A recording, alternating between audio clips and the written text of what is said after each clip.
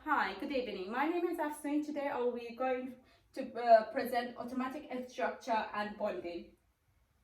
We're going to go through some objectives, the formation of ions in terms of electronic structure and how this is different from an atom, the nature of the ionic bond and how they form in terms of electron structure, explain the formation of single and multiple covalent bonds. This should include single, double and triple bonds. Identify 4 simply covalently bonded molecules. Draw a dot and cross diagrams of each to show the bond formation of each of your 4 examples. Ions vs atoms. An ion is an electrically charged atom or group of atoms formed by loss or gain of electrons. The loss or gain of electrons takes place to obtain a full outer shell of electrons. The electronic structure of ions of elements in group 1, 2, 3, 5, 6 and 7 will be the same as that of the noble gas such as helium, neon and argon. Negative ions are called anions and form when atoms gain electrons, meaning they have more electrons than protons.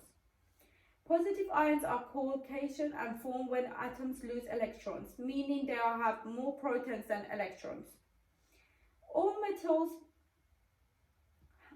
lose electrons to outer atom to become positively charged ions. All non-metals gain electrons form other atoms to become negatively charged ions. Moving on,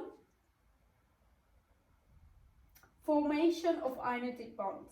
Ionic bonds form when a metal donates an electron to a non-metal.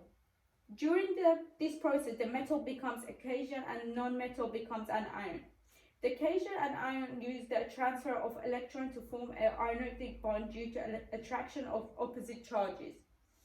The set of equations below shows formation of ionic bond, as you can see.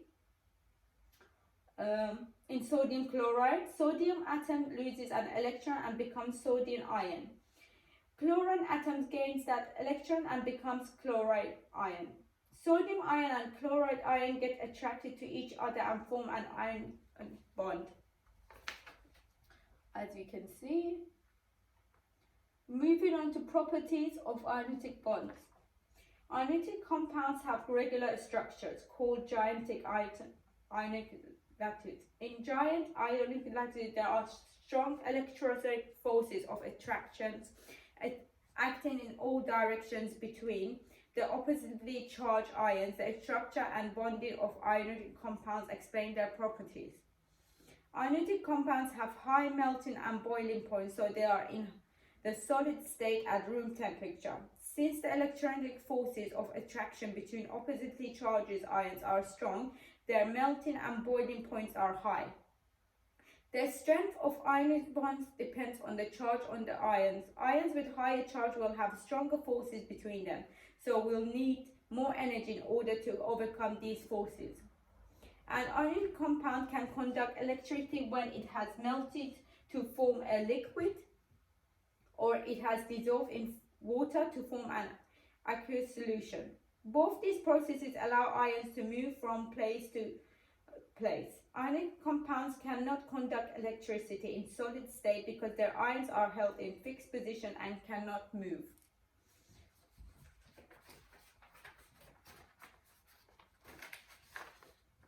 Formation of covalent bonds. Non-metal atoms can share electrons with other non-metal atoms to obtain a full outer shell of electrons. When atoms share pairs of electrons, they form covalent bonds. Covalent bonds between atoms are very strong. When 2 or more atoms are chemically bonded together, they form molecules. As you can see, covalently bonded substances may consist of small molecules or giant molecules. Weak intermolecular forces exist between individual molecules. E.g., each liquid water molecule consists of 2 hydrogen atoms covalently bonded to an oxygen atom. And in between 2 individual water molecules, there are weak intermolecular forces. Shared electrons are called bonding electrons and occur in pairs. Electrons on the outer shell which are not involved in covalent bonds are called non-bonding. non-bonded electrons. Simple covalent molecules do not conduct electricity as they do not contain free electrons. Double and triple covalent bonds. Carbon is 4 electrons short of full outer shell, 8 electrons.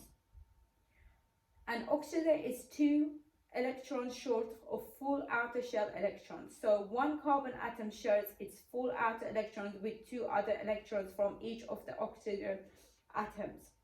So all the 3 atoms now have a full outer shell of electrons in a formation of 2 double bonds. A molecule containing a triple covalent bond is nitrogen. The nitrogen molecule consists of 2 nitrogen atoms. Each nitrogen has only 5 electrons and requires 3 more to complete its outermost shell. Therefore, the 3 electrons from each nitrogen bond together by sharing 6 electrons, and nitrogen molecule displays a triple covalent bond.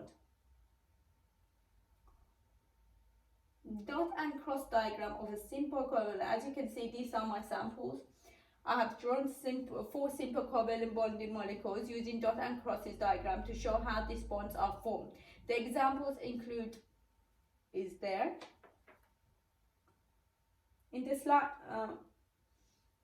A dot and cross diagram can model the bonding in a simple molecule. The outer shell of each atom is drawn as a circle. Circles overlap where there is a covalent bond. Electrons from one atom are drawn as dots, and electrons from another atom as crosses.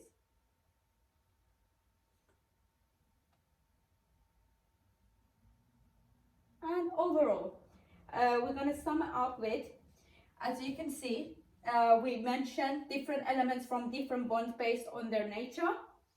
A metal and non-metal form ionic bonds.